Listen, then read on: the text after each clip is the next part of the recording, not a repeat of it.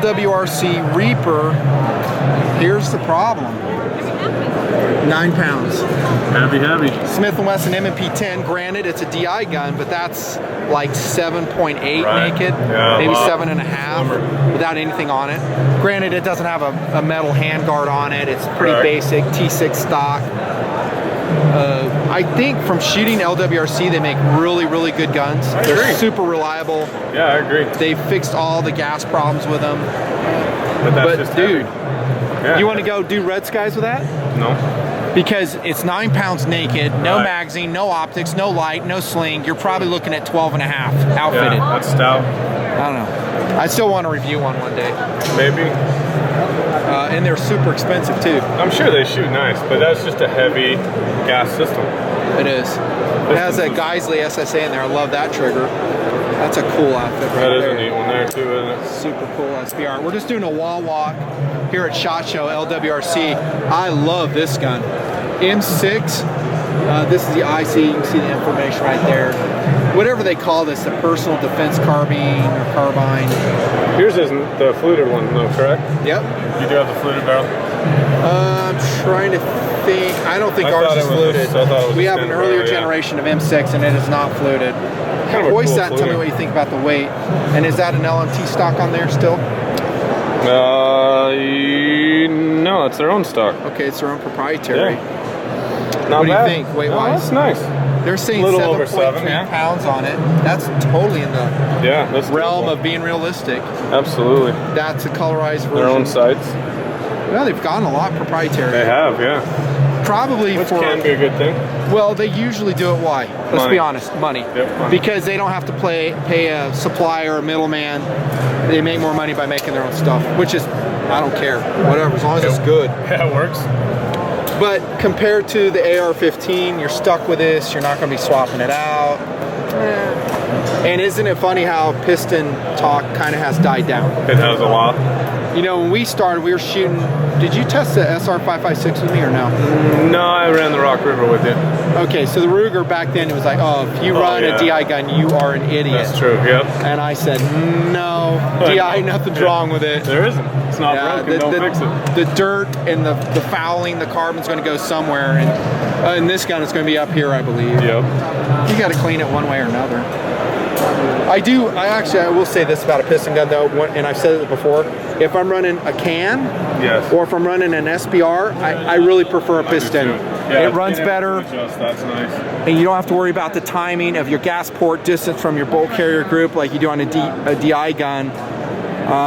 Like if you run a 10-inch barrel DI AR, they just run so fast and hard. Yeah. Gas port erosion, they cycle really fast. Yep. I think a piston gun's better. I do too. Here is a less expensive version. See, I would go with that handguard just to lose the weight. Oh, but that's a DI gun. It's a DI gun. No, it's not. It's a piston gun without an adjustable gas system. Check that out. So this is a piston gun, the LWRC M6-SL. Mag pull forend on it, and I don't know a ton about the gun, so sorry if I'm getting SL for stretch lightweight. Cool. Nice. And is the gas system adjustable or no? No, it's fixed.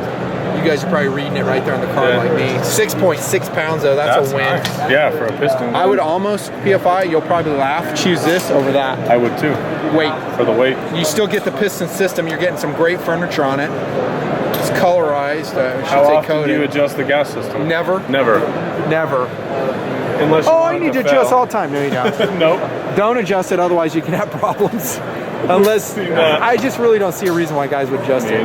Because a good gun should run, I can it runs. Yeah. I take the can off, still runs. Yep. I will say the SIG MCX, which I tested, their gas system adjustment is super awesome. It's super easy to do it. And I did play around with it because I'm reviewing it. Yeah, you get. But I'm going to leave it. It just has a plus and a minus position. There's an IC A5 SBR, very cool. That's listed at only 6.5 pounds, so I'm going to go faster. PDW, that's going to require paperwork. More Reapers. This is a 20-inch spiral, and that's 10.9 pounds naked with nothing on it. That's a PRS stock on it, isn't it? Yeah, PRS stock. Those are great, but they're just heavy. They are very You know, heavy. if you're just in a course of fire at the range or in a competition where you're not going very far, I'd say go on. Right. I wonder how those are selling, because I never hear anything about the Reapers. I don't either. I like to have different configurations. I like the colors on them. LWRC's always done a super excellent job about that. There's Mrs. Nutton, by the way, still with us, patiently waiting. Yay! Quick flyby. There's some 6.8s. How many 6.8s do you push out of your shop? 0. No one's buying it? No. How come? A couple guys have built them, but I haven't ordered a single one in for anybody. Hey, but internet says 6.8 is where it's at. I know. Oh wait, that was a few years ago. Now it's 300 blackout. Yeah. It'll change again too. Yeah, it will. It's just another tactical trend. Yeah, yep, 6.5s, I see a few, but goes in waves. It does. I stick with 5.56 myself. I mean, these are the same guns, just a 6.8 caliber.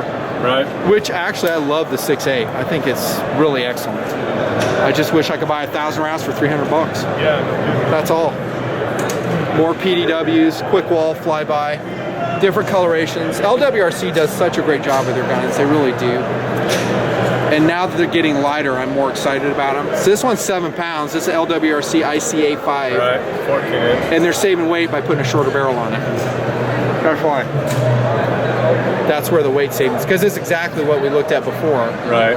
But like you said, this adds weight. Mm-hmm. You know, you take a identically configured, I'm talking barrel length, everything, AR, whatever version you want, it's going to weigh a pound lighter. I bet you. Yeah, I could build that with super high quality components. It'd be 6 pounds. I know, because I did it. Because you did it. And actually, that was a 16-inch barrel. I used a BCM enhanced lightweight semi-fluid. Right. There you go. And these are expensive too. I mean, you're not going to roll into an LWRC for less than what? 2? Yeah. More like 22 for any of these guns. Maybe all the way up, depending on features. And I'm not talking Reaper, but just the 5.56 ones. Right. Maybe all the way up to 25, 2,700. Yeah, very expensive. I'm just ballparking it. Good guns though. Way Got the money. Way good guns. They've always called their SPR. Well, it's a 16-inch barrel, and they call it SPR. They've done that for years. Yeah. And they're about 2 inches too short. That's what I'm saying. I never use that designation for anything shorter than 18 inches. 7.3 pounds. Hey. And it starts repeating. Basically the same guns we saw before. Different handguards. They changed their handguard about 5 years ago, and it is a much improved handguard. That's big. Over our M6 that we ran. But I'll tell you what, the internals on the gun here, nickel boron coated. Most of them have really good triggers in them. They're pretty accurate. The M6 that I tested years ago would shoot MOA, but you would have to work really hard with it. Right. I would say a good DI gun outshot it, accuracy-wise. But it is a piston gun, and the other caveats play. That's it, LWRC. Thanks for hosting. GMP, out.